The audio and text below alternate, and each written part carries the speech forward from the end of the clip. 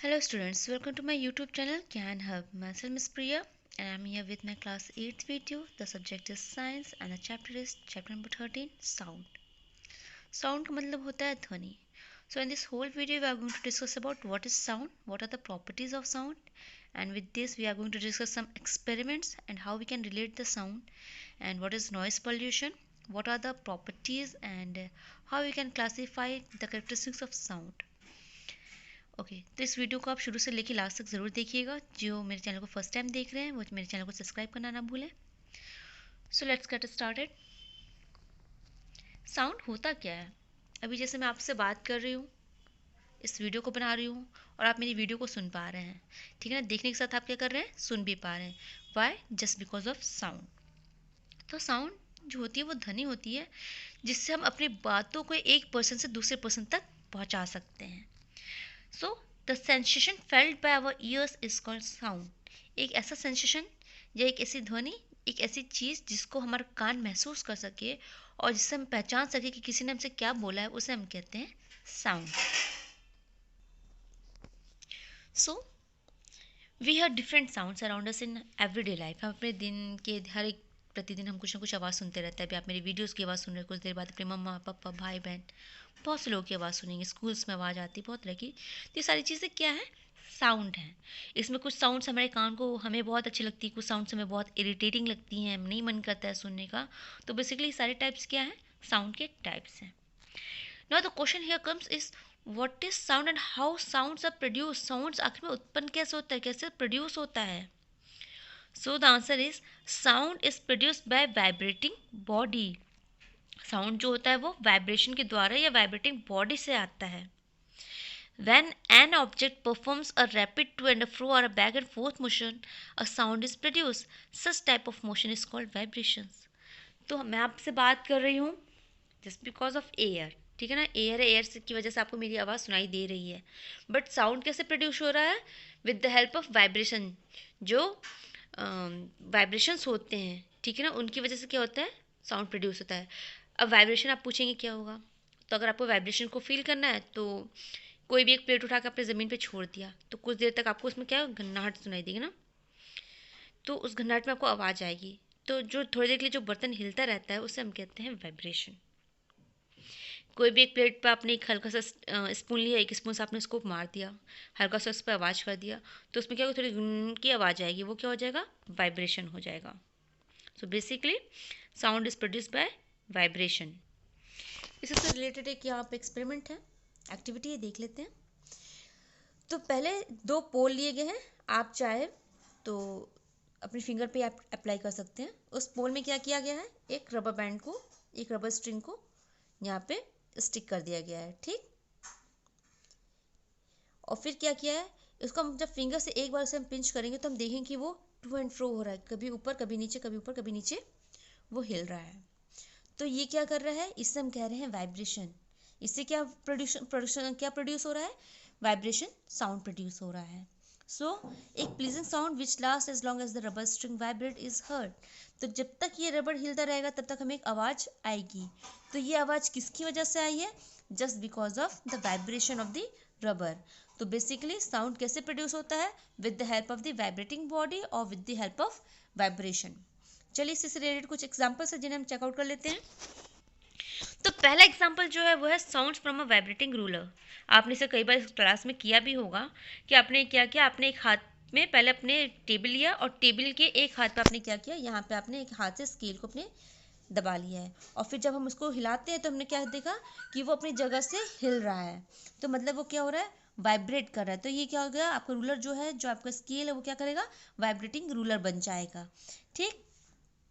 इसी की तरह ब्लेड के संग सेम ऐसा होता है कि आपकी जो डेस्क होती है, जो रीडिंग डेस्क होती है, जो स्कूल में बेसिकली प्रेजेंट होता है, उसके बीच में आपने एक ब्लेड को क्या कर दिया, फंसा दिया. और आप क्या देख रहे हैं कि जब आप उस ब्लेड को हल्का सा पिंच कर रहे हैं, हल्का सा आप इसे हिला रहे हैं, वो कभी राइट कभी लेफ्ट, कभी राइट कभी लेफ्ट, और एक वाइब्रेशन जब उसमें ख़त्म हो जाता है तो वो अपनी जगह पे रुक जाती है. ठीक इसी तरह एक टोंग ले लीजिए. टोंग क्या होता है, जो नॉर्मली हम लोग रोटी वगैरह बनाने में चिमटी का इस्तेमाल करते हैं. उसे भी अगर आप जब उसे दोनों को आपस में इस पोजीशन को, इसको और इसको आपस में जब बीट करेंगे तो आपको वाइब्रेशन फील होगा. तो एक सिंपल सा स्टेटमेंट की sound is produce by the help of vibration और वाइब्रेटिंग ऑब्जेक्ट। तो ये सारे एग्जांपल्स थे जो रिप्रेजेंट करते हैं कि साउंड जो होता है वो किससे प्रोड्यूस होता है, थ्रू वाइब्रेशन।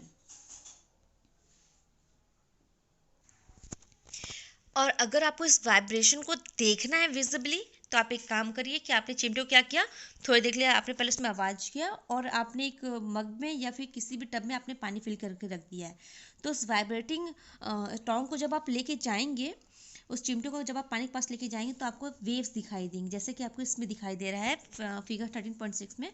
तो क्या होगा, उसमें आपको वेव्स नज़र आएंगी। तो वो क्या दिखाएगा, ये आपके टोंग के क्या है, जो फोक है या जो टोंग आपके हाथ में है उसके वाइब्रेशंस को रिप्रेजेंट कर रही हैं। ठीक है ना, इस तरीके से हम पता कर सकते हैं कि sounds produce with the help of vibration. इसी तरह एक तारा भी एक तरह का इंस्ट्रूमेंट होता है, ठीक है ना, म्यूजिकल इंस्ट्रूमेंट्स होता है जिसमें से बहुत अच्छी आवाज़ आती है। इसको आप चाहे तो घर पे भी बना सकते हैं। जो कोकोनट होता है, कोकोनट का जो आउटर शेल होता है जो ब्राउन कलर का होता है, उसको हाफ में कट करके अगर आप उसमें एक स्ट्रिंग लगा देंगे धागे में, एक स्ट्रिंग में फंसा के, और जब आप उसे बजाएंगे तो उसमें से भी आवाज़ आती है। मीन्स उससे क्या होता है, ये एक तरह का इंस्ट्रूमेंट होता है जिसे एक तारा कहा जाता है। इसमें से भी साउंड किसके थ्रू आते हैं, जब धागे को हम एक स्टिक से या किसी वाइब्रेटिंग ऑब्जेक्ट, जब हम किसी थ्रेड से जब हम उसको हिलाते हैं तो वहाँ पे क्या होता है, वाइब्रेशन बढ़ता है। जब वाइब्रेशन प्रोड्यूस होता है तो वहाँ से अच्छे से एक आवाज़ आती है। एक ये है, इसको पता नहीं आपने देखा है कि नहीं, वैसे इस इंस्ट्रूमेंट को है जो यहाँ पे ये बच्ची बजा रही है, इसे कहा जाता है जल तरंग। ठीक है ना, इसमें क्या किया जाता है, इसमें कुछ बर्तन ले लिए जाते हैं और बर्तन में बोल्स जो होती हैं, बेसिकली बोल्स ले लिए जाते हैं और उसमें पानी फिल करके रख दिया जाता है। और किसी स्टिक से क्या किया जाता है कि जो म्यूजिशियन होता है वो क्या करता है, एक से लेके सब पे वन बाय वन वो क्या करता है, इन पे बजाता है। तो पानी में जो वाइब्रेशंस आते हैं ना, उसकी वजह से एक साउंड प्रोड्यूस होती है और वो साउंड बहुत प्लीजेंट लगती है। तो बेसिकली ये जो इंस्ट्रूमेंट म्यूजिकल इंस्ट्रूमेंट होता है इसे कहा जाता है जल तरंग। क्यों, क्योंकि जितने भी बोल्स होते हैं अलग अलग साइज़ के होते हैं, उन्हें एक इंक्रीजिंग से डिक्रीजिंग, डिक्रीजिंग से इंक्रीजिंग ऑर्डर में रखा जाता है। इसमें पानी फिल कर दिया जाता है और फिर से स्टिक या फिर किसी मेटल के थ्रू क्या किया जाता है, हर एक बोल पे क्या किया जाता है, बजाया जाता है। जब हम उसे हिट करते हैं तो उसमें से एक साउंड प्रोड्यूस होता है। Why, just because of the vibration in the water. और ये जब एयर के कांटेक्ट में आते हैं तो ये साउंड प्रोड्यूस कर देते हैं। कि यही वाइब्रेशन जब क्या होती हैं, जब ये पानी से ये वाइब्रेशन जब एयर में आती है तो क्या हो जाता है, ये साउंड प्रोड्यूस करते हैं और ये साउंड बहुत प्लीजेंट होती है जो हमें सुनाई देती है। Now our next topic is how sounds produced by human. जो ह्यूमन बीइंग्स हैं उनमें से आवाज़ कहाँ से आती है, नॉर्मली लोग कहते हैं गले से। So, the human beings produce sound by using the voice box, which is known as larynx. Voice box or larynx is situated in our throat at the top of the windpipe or trachea. The human box contains two ligaments known as vocal cords. तो चलिए एक बार इसको diagram के through आपको समझाती हूँ। सबसे पहले आपको फील करना है कि साउंड जनरेट कहाँ पे हो रही है, ठीक है ना। इसके लिए जब आप बात करते हैं तो आप अपने नेक एरिया पे, अपने गले पे आप हाथ रखिए, जहाँ से आपका विंड पाइप जाता है, जहाँ पे आपका ट्रैकिया है, और जहाँ पे आपको वाइब्रेशन फील होगा, ठीक है ना। जब आप बात करेंगे और आपको जहाँ पे भी आप हाथ रख के देखेंगे और आपको जहाँ पे वाइब्रेशन फील होगा तो समझ जाएगा वो आपका वॉइस बॉक्स है। वॉइस बॉक्स कहाँ पे प्रेजेंट होता है, जो हमारी विंड पाइप होती है, ठीक है, जो हमारी विंड पाइप होती है, ठीक है ना, ये हमारी विंड पाइप है और यहाँ पे हमारे लंग्स है, मान लीजिए। तो यहाँ पे ये विंड पाइप होती है, इसके अपर एरिया में जो लार्निक्स वाला जो एरिया होता है, यहाँ पे हमारा वॉइस बॉक्स प्रेजेंट होता है। इस वॉइस बॉक्स के अंदर ये जो वोकल कॉर्ड वाला जो स्ट्रक्चर है ये यहाँ पे सिचुएटेड होता है, ठीक है। तो चलिए देख लेते हैं कि इनका काम क्या होता है। कि वोकल कॉर्ड से ये ओपन है और ये क्लोज है। तो जब हम बात करते हैं या कुछ हम बोलते हैं तो ये क्या होते हैं, ये वाइब्रेट, ये दिखा रहा है ना, वाइब्रेट होते हैं ये। और इस वाइब्रेशन की वजह से क्या होता है, आवाज़ जनरेट होती है। तो हम जब बात करते हैं कि ह्यूमन बींग्स में आवाज़ कहाँ से आती है, then we can simply say that it's from vocal cord. Vocal cord से आवाज़ आती है। तो ये जो फ्लैप है ना, ये जो मसल्स लाइक स्ट्रिंग्स हैं, ये जब हवा पास होती है, जब हम बोलने की कोशिश करते हैं तो जो हवा पास होती है ये स्टार्ट कर देते हैं वाइब्रेटिंग करना, और जब वाइब्रेट करना स्टार्ट करते तो आवाज़ जो वो प्रोड्यूस होती है, ठीक है। ओके, इसी से रिलेटेड एक एक्सपेरिमेंट अगर आप करना चाहते हैं तो आप कर सकते हैं। लाइक कुछ खास नहीं करना है, आप इसमें चाहे तो रबर स्ट्रिंग का भी यूज़ कर सकते हैं या दो पेपर को आप ले लीजिए, सेम स्ट्रिप में, लंबे स्ट्रिप में आपने कट कर लिया, उन्हें दोनों तरफ से पकड़ा, जैसे कि इस बच्ची ने पकड़ा है, और उससे अपने मुंह के साथ मिलाकर उसमें हवा फेंकनी है आपको। जब आप हवा उसमें डालेंगे, हवा फूकेंगे, तो आप देखेंगे वो जो पेज है वो वाइब्रेट कर रहा है। ठीक इसी तरह जो हमारे जो गले में जो वोकल कॉर्ड है ना, हमारे नेक एरिया में जो वोकल कॉर्ड है, ये भी ऐसे ही वाइब्रेट करता है। और आप जब वाइब्रेट करते हुए देखेंगे तो उसमें से देखेंगे कि आवाज़ निकल रही है, आवाज़ कुछ साउंड आपको सुनाई दे रही है। ठीक इसी तरह का साउंड हमारे वोकल कॉर्ड से भी आता है, ओरिजिनेट होता है। Okay, now the next topic is sounds need a medium for propagation. कि साउंड को एक मीडियम की रिक्वायरमेंट होती है प्रोपगेट करने के लिए, मतलब जाने के लिए। अगर मैं आपसे बात कर रही हूँ या आप मेरी वीडियो को सुन पा रहे हैं जस्ट बिकॉज ऑफ एयर, क्योंकि वाइब्रेशंस है और एयर प्रेजेंट है, तो एयर क्या है, ये एक मीडियम है प्रोपगेशन का, साउंड को एक सोर्स से दूसरे सोर्स तक पहुँचाने का। तो चलिए देखते हैं कि कौन से सोर्स में हमें आवाज़ सुनाई नहीं देती है। The transmission of sound is called propagation of sound. जो ट्रांसमिशन होता है साउंड की, ध्वनि का, वो किसके द्वारा होता है? प्रोपगेशन ऑफ साउंड, साउंड जो ट्रेवल करती है। Sounds need a medium for propagation. तो अभी हम आगे कुछ एक्सपेरिमेंट्स देखेंगे जिनके द्वारा हमें पता चलेगा कि साउंड्स में हमें रिक्वायरमेंट होती है, कि मीडियम की रिक्वायरमेंट है, तभी वो एक पर्सन से दूसरे पर्सन तक सुनाई देती है। दस अ sound can travel through solid. इसीलिए एक जो सॉलिड जो धांसू चीज़ होती है वहाँ से भी साउंड ट्रेवल हो सकती है, लिक्विड से भी होती है, गैसेस से भी होती है, बट वो वैक्यूम में ट्रेवल नहीं कर सकती है। वैक्यूम का अगर आपको एग्जांपल देखना है तो स्पेस में इंसान अपने ऑक्सीजन वगैरह क्यों लेके जाते हैं? इसलिए क्योंकि वहाँ पे ऑक्सीजन नहीं, वहाँ पे एयर नहीं। जब एयर नहीं है तो जाहिर सी बात है क्या होगा, वहाँ पे हमारी जो साउंड है वो ट्रैवल नहीं करेगी और वो सुनाई नहीं देगी। इसके लिए एक एग्जाम्पल भी यहाँ पे दिखाया है कि एक मीडियम की हमें रिक्वायरमेंट होती है। तो आप चाहे तो ये एक्सपेरिमेंट कर सकते हैं, घर पे आप एक नॉर्मल सा कर सकते हैं कि आपने एक ग्लास लिया, ग्लास में आपने एक फ़ोन रख दिया, ठीक है ना, और अगर हो सके तो आप उसको कवर करने के बाद उसके अंदर की जितने भी एयर आपने उसको मुंह के द्वारा क्या कर लिया, निकाल दिया, ठीक है ना। तो उसमें जब एयर नहीं प्रेजेंट होगी तो वो साउंड अगर मोबाइल पर अगर आवाज़ आएगी तो वो आपको सुनाई नहीं देगी, क्योंकि आपने उस ग्लास के अंदर क्या कर दिया, वैक्यूम क्रिएट कर दिया, वैक्यूम जहाँ पे एयर प्रेजेंट ना हो, ठीक है ना। तो ये कुछ तरह के एक्सपेरिमेंट्स होते हैं जिससे ये पता चल जाता है कि वैक्यूम में साउंड ट्रेवल नहीं कर सकता है। बट चलिए देखते हैं कि सॉलिड में साउंड कैसे ट्रेवल करता है। इसके लिए क्या है कि हमने एक अलार्म क्लॉक लिया है, ठीक है ना, ये आप यहाँ पे देख सकते हैं कि एक अलार्म क्लॉक है। अलार्म क्लॉक में क्या है, एक अलार्म क्लॉक है, टेबल और एक मेटल रॉड की हमें रिक्वायरमेंट है। तो place an alarm clock time piece on a table. आपने एक टेबल पर अलार्म क्लॉक को रख दिया है। Gradually move away from the clock till you can not hear the ticks of the clock. तो आप देखते हैं जब घड़ी में सुइयाँ जब चलती तो हमें टिक टिक टिक की आवाज़ आती है, तो जब हम थोड़े टाइम पे दूर होते जाएंगे तो हमें वो टिक टिक की आवाज़ आनी बंद हो जाएगी। अब कैसे हमें पता करना है कि साउंड जो तो सॉलिड के थ्रू ट्रेवल करती है? तो आपने क्या किया, क्लॉक को आपने उठाया, उसके नीचे एक मेटल रॉड रख दिया। उस मेटल रॉड को आपने एक तरफ तो आपने मेटल रॉड पे घड़ी रख दी और दूसरी तरफ अपने कान को लगा दिया। तो हम देखेंगे कि कुछ टाइम बाद हमें टिक टिक टिक की आवाज़ सुनाई देगी। ये साउंड क्या है? ये साउंड ट्रेवल करके आ रही है सॉलिड के थ्रू हमारे ईयर तक में। It proves that sound travels through solid also. अब इसी तरह हम एक लिक्विड वाला एक्सपेरिमेंट चेक करते हैं। लिक्विड वाला एक्टिविटी में क्या करना है कि हमें एक बाल्टी लेनी है या कोई भी एक ऐसा स्पेशियस एक सामान लेना है, बर्तन लेना है, उसमें हमने पानी फिल कर दिया। एक बेल ली, हमने घंटी ली, और अपने कान को सिर्फ सरफेस पे लगाना है। ये नहीं कि कान को पानी के अंदर डुबो देना है, सिर्फ पानी के सरफेस पे रखना है, ठीक है ना, टच नहीं करना है पानी से। और हमने हाथ में घंटी लेके पानी के अंदर डाला और घंटी बजाएंगे तो हमें घंटी की आवाज़ सुनाई देगी। तो ये क्या रिप्रेजेंट कर रहा है? ये रिप्रेजेंट कर रहा है कि sound travels through liquid also, कि ध्वनि जो है वो पानी वाली चीज़ों में भी क्या करती है, ट्रैवल करती है और हमें सुनाई देती है, ठीक है। Now the next one is propagation of sound through gases. कि अब ये देखना कि साउंड जो होती है वो गैसेस में कैसे ट्रेवल करती है।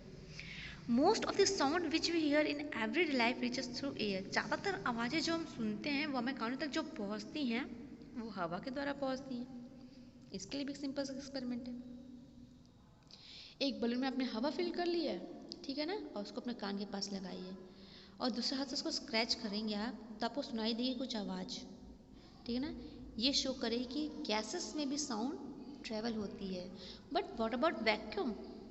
वैक्यूम में आवाज़ ट्रेवल नहीं होती, ध्वनि जो होती है वो ट्रेवल नहीं करती, माइग्रेट नहीं करती, प्रोपोगेट नहीं करती है. So it proves that a material medium is necessary for the transmission of sound. Sound को ट्रेवल कराने के लिए हमें मटेरियल की, हमें मीडियम की रिक्वायरमेंट होती है. और वैक्यूम में कोई भी एयर प्रेजेंट नहीं होता है, इस वजह से वहाँ पे साउंड प्रोपोगेट नहीं कर पाती है.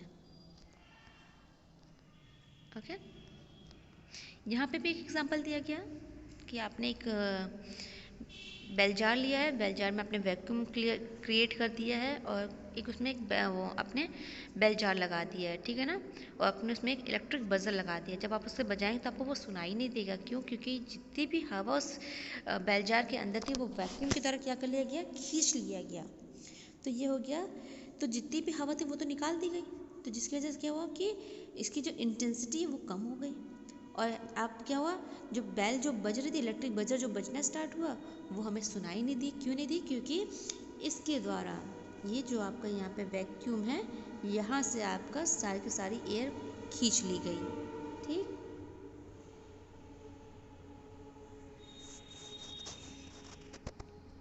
नाउ अभी तो हमने जाना कि पहले साउंड प्रोड्यूस कैसे होती है, with the help of vibrating object.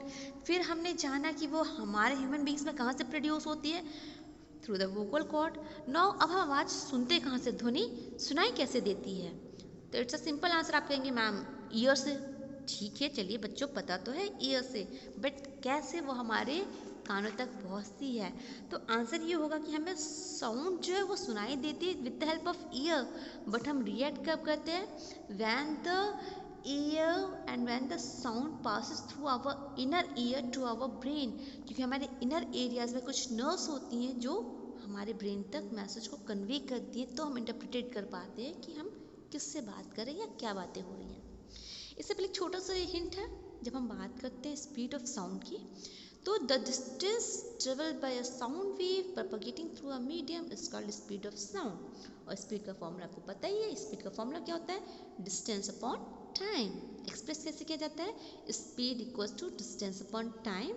और जो स्पीड होती है साउंड की एयर में वो 340 मीटर पर सेकेंड होती है, और वाटर में कितना आता है 1500 मीटर पर सेकेंड, और आयरन में 5000 मीटर पर सेकेंड. ठीक है, तो डिस्टेंस हम कैसे कैलकुलेट करते हैं, मीटर पर सेकेंड में करते हैं. Now let's move to the next topic, how do we hear sound. तो इसे इतना डिटेल में जानने की ज़रूरत नहीं है, बहुत ज़्यादा डिटेल में आप क्लास 10th में ऑलरेडी पढ़ेंगे. बस हम इसका डायग्राम देख लेते हैं और बता देती हूँ मैं कि कैसे होता है. तो पहले हम सबसे पहले जो काम करेंगे, हमने क्या कर लिया है, पहले हम ईयर को डिवाइड कर देते हैं. ठीक है, ये देखिए, ये आउटर ईयर, ये middle, and the next one is inner ear. तो हमारे कान को 3 एरिया में डिवाइड कर दिया गया है, आउटर, मिडिल, इनर. तो ये तो हमारी साउंड यहाँ से जा रही है. ठीक, जब ये साउंड हमारी जाती है ना आउटर ईयर में, तो क्या होता है, ईयर कैनाल, जिसको हम कहते हैं ईयर कैनाल. और बेसिकली जो हमारे ईयर का स्ट्रक्चर होता है वो फनल शेप्ड. मिट्टी का तेल, केरोसिन ऑयल आपने देखा होगा कई बार मम्मा को स्टोव वगैरह में डालते हुए. ठीक है, तो इसका स्ट्रक्चर ऐसा होता है, जो हम कुप्पी का इस्तेमाल करते हैं, ठीक है ना, फनल शेप. ठीक इसी तरह हमारा ईयर भी होता है. ये वाला जो पोर्शन होता है वो ये हो जाता है, और ये वाला जो पोर्शन है वो हमारे ईयर का ये हो जाता है. तो फनल शेप स्ट्रक्चर पहली बात तो हमारे ईयर का होता है. और जो हमारा ईयर है वो 3 पार्ट में डिवाइड होता है. वो 3 पार्ट कौन से हैं, आउटर, मिडिल एंड इनर. तो पहले जो हमारी साउंड जो हमारे कानों तक पहुंचती है, तो वो ईयर कैनाल के थ्रू होके जाती है. फिर इनर कैनाल के बाद क्या होता है कि हमारे कानों में क्या होता है, एक ईयर ड्रम होता है. तो साउंड वेव जब वहाँ पे जाती हैं तो क्या करती हैं वो ईयर ड्रम, ये है ना, ये ईयर ड्रम एक हल्का सा मेम्ब्रेन होता है, लाइट मेम्ब्रेन होता है, जिससे साउंड को वाइब्रेशन के द्वारा प्रोड्यूस किया जाता है. इसी तरह ये हमारे कानों तक गई, और ये हमारे ईयर ड्रम जो एक लाइट से मेम्ब्रेन होता है ईयर कैनाल के पास, वहाँ पे जाके आवाज़ स्ट्राइक करती है. तो क्या होता है, बूम, वहाँ पे वाइब्रेशन होता है. और जब वो बूम से वाइब्रेशन होता है तो वही फिर ये आगे पास ऑन होता है.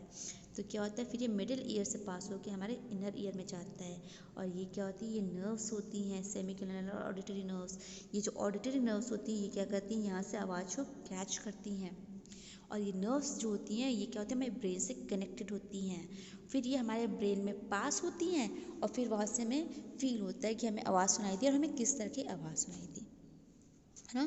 तो ये जो फ्लूइड वाइब्रेट करती है, जब ये हमारे ईयर ड्रम पे जब ये स्ट्राइक करते हैं तो वह वाइब्रेशन होता है, वाइब्रेशन की वजह से कान के अंदर के जितने भी पोर्शन है वो सब भी वाइब्रेट होते हैं, और जब वो वाइब्रेट होते हैं तो जो हमारी जो ऑडिटरी नर्व्स है वो एक्टिव हो जाती हैं।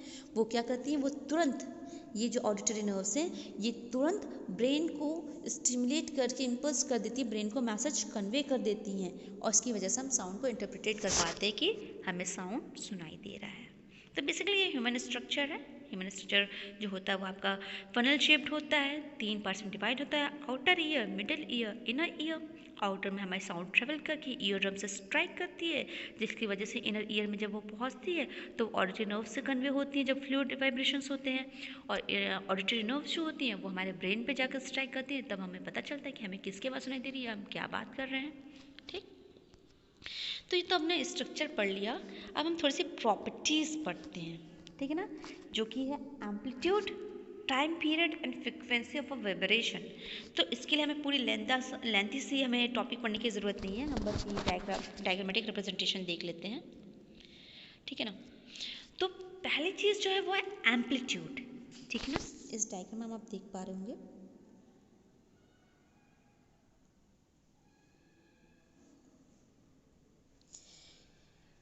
एम्पलीट्यूड ये है वेवलेंथ, ठीक है। तो ये क्या है, ये है साउंड, ये साउंड की वेव से जब हम बोलते हैं, ठीक। तो एम्पलीट्यूड, टाइम पीरियड और फ्रिक्वेंसी क्या होता है, तो एम्पलीट्यूड जो है वो ये इसको हाइट को शो करती है, ये जो हाइट होती है ना साउंड्स की, इसको कहा जाता है एम्पलीट्यूड, मतलब किस एम्पलीट्यूड पे आवाज़ बोली गई है। जब ज़्यादा तेज़ बोलेंगे तो ये ज़्यादा उठेगी, जब थोड़ा धीमे बोलेंगे तो वो धीमे उठेगी, तो ये एम्पलीट्यूड हो गया, ठीक। और जो फ्रिक्वेंसी होती है, फ्रिक्वेंसी क्या होती है, वन कंप्लीट ऑसिलेशन। आपने क्लास 7 में बॉब वो पेंडुलम वाला एक्सपेरिमेंट आपने देखा होगा, सुना भी होगा, पढ़ा भी होगा, पेंडुलम वाला जो होता है। तो एक कंप्लीट ऑसिलेशन जो होता है ए बी सी, तो B to A to C, then C to B, ये कंप्लीट ऑसिलेशन होता है जिसको हम सेकेंड में मेजर करते हैं। तो ये एक वेव यहाँ से शुरू हुई और ये आके जब यहाँ पे फिनिश हो गई तो ये कंप्लीट वेव होती है, ठीक है ना। तो ये क्या हो जाती है, ये हो जाती है फ्रिक्वेंसी। और वेवलेंथ क्या होती है कि एक वेव को कंप्लीट होने में जितनी लेंथ लगती है, मतलब ये जो डिस्टेंस हो गया, यहाँ से वेव स्टार्ट हुई और यहाँ पे फिनिश हुई, तो ये क्या हो गया, ये इसकी वेवलेंथ हो गई, ठीक है। फ्रिक्वेंसी हमने कर लिया, जितनी टाइम पीरियड वो लगाती है एक फ्रिक्वेंसी कंप्लीट करने में, उसको हम सेकंड में मेजरमेंट कर लेते हैं। तो अगर हम डेफिनेशन के द्वारा देखते हैं तो एम्पलीट्यूड क्या है, the maximum displacement of a vibrating body from its main position, अपनी मेन पोजिशन से जो आपका क्या होता है, अपनी मेन पोजिशन से जो वो डिस्प्लेसमेंट करती है उसे हम कहते हैं एम्पलीट्यूड, ठीक है ना। एंड टाइम पीरियड क्या है, पेंडुलम वाला याद करेंगे, when the pendulum moves from A to B and then B to C and come backs to A, it is said to have completed one oscillation, एक oscillation complete करता है। इसी तरह जब एक वेव अपनी पूरी एक वेव को ऑसिलेशन को कंप्लीट करती है, जब एक वेव अपनी पूरी वेव की ऑसिलेशन को कंप्लीट करती है तो हम उसे कह देते हैं टाइम पीरियड। फ्रिक्वेंसी क्या होती है, कितने ऑसिलेशंस वो कंप्लीट कर रही है उसे हम कहते हैं फ्रिक्वेंसी। एक फ्रिक्वेंसी, दो फ्रिक्वेंसी किससे में होती है। और सबसे इम्पॉर्टेंट जो क्वेश्चन पुटअप किया जाता है ज़्यादातर एग्जाम में वो ये होता है कि फ्रिक्वेंसी को हम एब्रीवेट कैसे करते हैं और हम उसे मेज़र किस में करते हैं। तो फ्रिक्वेंसी को मेज़र करते हैं हर्ट्ज़ में, ठीक है ना। इसके लिए जो एब्रीवेशन यूज़ किया जाता है, सिंबल यूज़ किया जाता है, वो HZ होता है। क्लियर, आई थिंक आपको क्लियर हो गया होगा कि जब हम बात करते हैं प्रॉपर्टीज़ की तो आपको पता चल गया कि एम्पलीट्यूड क्या होता है, वेवलेंथ क्या होती है, फ्रिक्वेंसी क्या होती है, ठीक है। अब इसी के संग हम पढ़ लेते हैं अब नेक्स्ट टॉपिक अपना, कैरेक्टरिस्टिक्स ऑफ साउंड।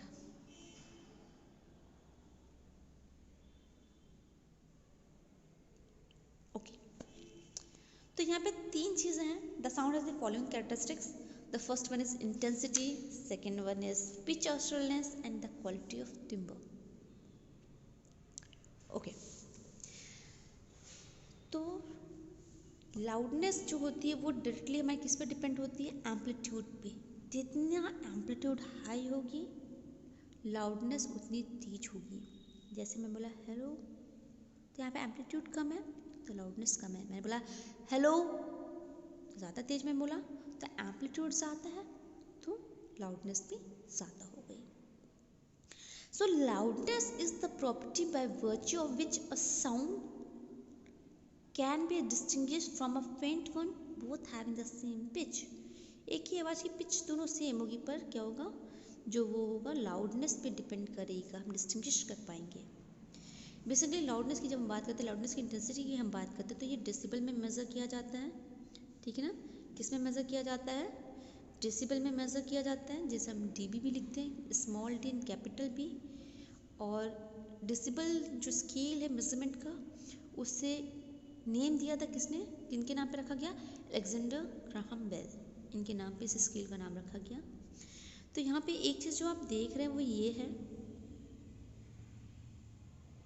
क्या, कि the greater the amplitude the louder is the sound, कि जितना तेज एम्पलीट्यूड होगा लाउडनेस भी उतनी तेज होगी। In short directly proportional to the square the amplitude of the vibration. जितनी तेज आप बोलेंगे, वेव्स जितने ऊपर उठेंगी जितने नीचे उठेंगी उतने पे आपकी लाउडनेस डिपेंड करेगी। Okay, clear? ओके, अब पिच क्या होती है हमने देख तो लिया, ठीक है ना। लाउडनेस की हम बात कर रहे हैं, हम देख ले रहे हैं कितने डेसिबल से कितने डेसिबल तक में होता है, बट पिच क्या होती है। पिच और लाउडनेस थोड़ा सा डिफरेंस होता है, because different sounds of the same loudness can be described by the difference in their frequencies. हम उनकी फ्रिक्वेंसी पे जज करते हैं कि लाउडनेस कितनी ज़्यादा थी, ठीक है ना।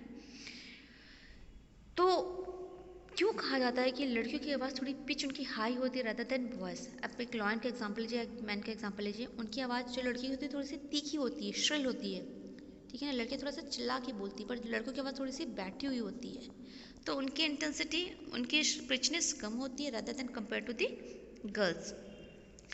तो क्या कह रहा है, a women voice generally has a higher pitch than men's voice, that is why the voice of a woman is usually shriller than that of a man. The voice of a child is shriller than that of an adult. कि बच्चों में और अगर महिला और पुरुष में देखते हैं तो सबकी आवाज़ों की जो पिचेस होती है वो डिफरेंट होती है, वो वीमेंस जो होती है उनमें ज़्यादा होती है। So in short we can say the pitch of sounds depends on the frequency of a vibrating body. कि क्या कह रहा है कि एक साउंड की जो पिच होती है वो डिपेंड होती है कि कितनी फ्रिक्वेंसी पे आवाज़ आ रही है। जितनी फ्रिक्वेंसी पे आवाज़ आएगी उतनी पिच क्या होगी, हाई होगी, ठीक है ना। Okay, now the range of frequencies, कई तरह के रेंज हमारे लिए सेट किए गए हैं। तो फर्स्ट वन है Audible range, second is infrasonic range and third is ultrasonic range. Audible range जो होती है वो 20 हर्ट्ज से 2000 तक की बात कही जाती है, ठीक है ना। ये इतनी आवाज़ें जो हमें ऑडिबल होती है, 20 हर्ट्ज के नीचे हम नहीं सुन सकते। कभी कभी ये होता है कि बेबीज, आपने ध्यान दे, वो जो न्यूली बॉर्न बेबीज़ होते हैं वो सुन सकते हैं, कि वो सोचते सोचते कभी डर जाते हैं। क्यों? क्योंकि उन्हें कभी कभी 20 हर्ट्ज के नीचे की जो आवाज़ें आती है वो सुनाई देती है, जिसकी वजह से थोड़े से डर जाते हैं। But for a normal human being, for an adult, I am not talking about babies, newly born babies, I am just talking about children and adult and for the human beings, all human beings, 20 hertz के ऊपर ही हम सुन सकते हैं, ठीक है ना। एक range हमारे लिए सेट की गई, इससे ज़्यादा हमारे कान बर्दाश्त नहीं कर सकते या उसके नीचे हमारा कान सुन नहीं सकता है। तो जिस वेव की फ्रिक्वेंसीज को हम सुन सकते हैं वो 20 हर्ट्ज से 20 किलो हर्ट्ज तक है, 20 to 20,000 है। इसके ऊपर ना हम ज़्यादा सुन सकते हैं ना उसके नीचे में सुनाई देता है। थर्ड है इंफ्रासोनिक रेंज, ये क्या होती है, ये 20 हर्ट्ज से नीचे होती है, तो उससे हम क्या देते हैं, इंफ्रासोनिक रेंज। और लास्ट वन है अल्ट्रासोनिक रेंज, जिनकी फ्रिक्वेंसी होती है 20,000 to 5,000 से भी ज़्यादा होती है, 20,000 से ज़्यादा होती है।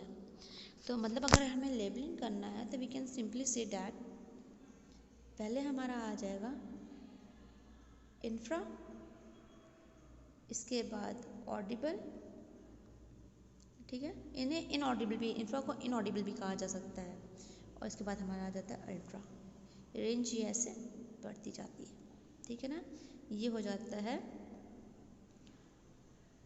लेस देन 20, ये हो जाता है आपका 20 से 2000 और ये हो जाता है इससे ज़्यादा। ठीक है, तो ये हो गई भाई, चलो रेंज ऑफ फ्रिक्वेंसीज क्या क्या होती है, किस रेंज तक में हमें सुनाई देता है। तो ऑडिबल रेंज जो होता है 20 टू 10 के बाद 3 हर्ट्ज की जो वैल्यू होती है उस तक हमें सुनाई देती है। Now the next topic is the difference between a noise and music. Noise और म्यूजिक में डिफरेंस क्या है? एक कॉमन सी साउंड में अगर हम कोई गाना सुनते हैं तो वह म्यूज़िक हो जाता है, और वही आप डीजे पे जब आप सुनते हैं तो आपको लगता है कि आपके हार्ट के अंदर या आपके चेस्ट पे क्या हो रहा है, वाइब्रेशंस हो रहे हैं, ठीक है ना।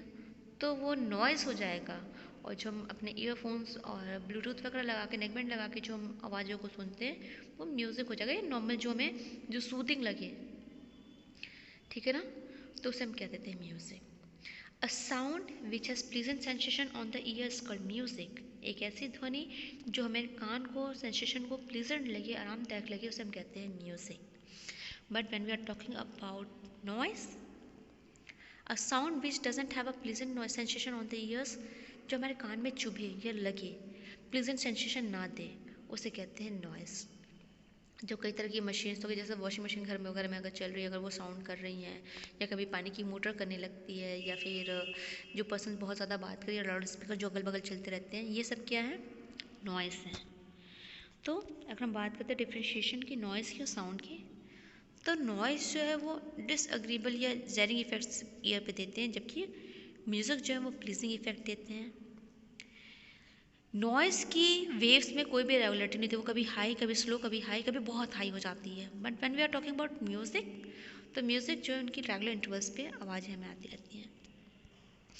जब हम बात करते हैं नॉइज़ की, तो लाउडनेस में सडन चेंजेस आ सकते हैं, वेयरएज म्यूजिकल में ये चीज़ें नहीं होती हैं।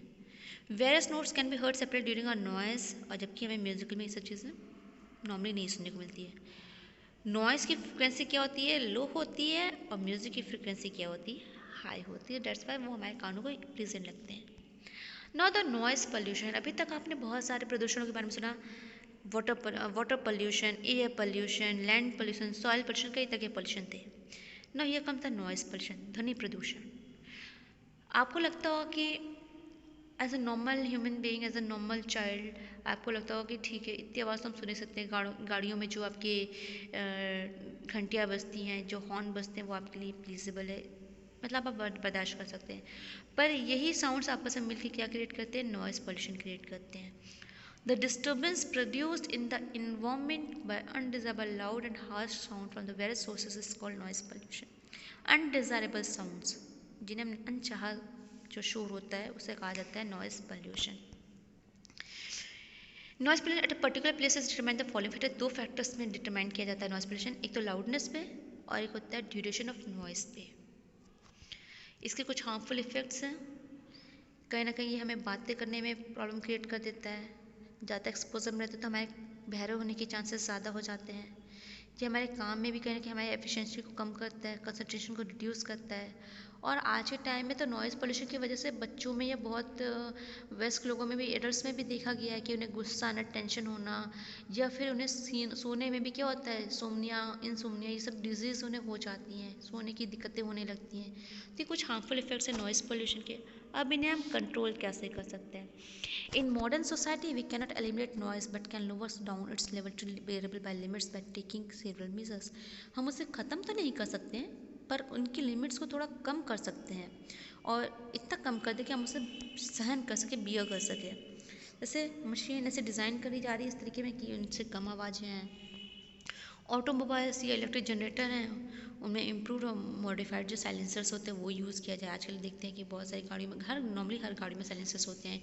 कभी आप गाड़ियों की आवाज़ सुनते हैं, जो रास्ते में जाते हैं सड़क पे टर टर बहुत तेज़ आवाज़ करते हैं, तो कुछ बच्चे जो होते हैं, जो ज़्यादातर यंगस्टर ये काम करते हैं कि अपने बुलेट से या अपने बाइक से साइलेंसर को रिमूव कराते हैं, जिसकी वजह से वो बहुत गंदी सी आवाज़ देता है। हैवी व्हीकल्स अलाउड ना किया जाए रेसिडेंशियल एरियाज़ में। लाउड स्पीकर यूज़ बहुत कम किया जाए, जो रिलीजियस फंक्शन वगैरह में होता है वो नॉर्मली बैन कर देना चाहिए। या फिर अगर आप कोई घर पे कुछ पूजा पाठ करा रहे हैं तो इतना ही ऑडिबल साउंड रखें कि आपको सुनाई दे और लोगों को इससे दिक्कत ना, क्योंकि कुछ बुजुर्ग भी है जिन्हें हार्ट इश्यूज़ होते हैं, जिन्हें सांस लेने में इश्यूज़ है, या जिन्हें टेंशन होती है, या जो बीमार हैं, वो हाई पिच वॉल्यूम या बहुत लाउड वॉइस को कंट्रोल नहीं कर सकते हैं। और होम्स वगैरह में, घर वगैरह में टीवी रेडियो ये सब हमें कम वॉल्यूम में सुनना चाहिए। स्पेशली बच्चों के लिए कहना चाहूँगी जो वीडियोस वगैरह देखते हैं या यूट्यूब चैनल्स वगैरह जो देखते हैं, नॉर्मली उन्हें भी अपने ईयरफोन की वॉल्यूम को थोड़ा कम रखना चाहिए ताकि उन्हें बहरापन या डीफनेस की इश्यूज़ ना हो। तो इस चैप्टर में बस यही था कि हमने जाना कि साउंड होता क्या है, साउंड के साइड इफ़ेक्ट्स क्या हैं, करेक्टरिस्टिक्स क्या हैं, प्रॉपर्टीज़ क्या हैं, वो किस मीडियम से प्रोपोगेट करता है। आई होप आपको ये वीडियो के थ्रू साउंड चैप्टर क्लियर हो गया, तो मुझे कमेंट सेक्शन में ज़रूर कमेंट करके बताएं कि आपको ये वीडियो कैसे लगा। मेरे चैनल को ज़्यादा से ज़्यादा सब्सक्राइब करिए और शेयर करिए। And thank you for watching my video. Till then take care.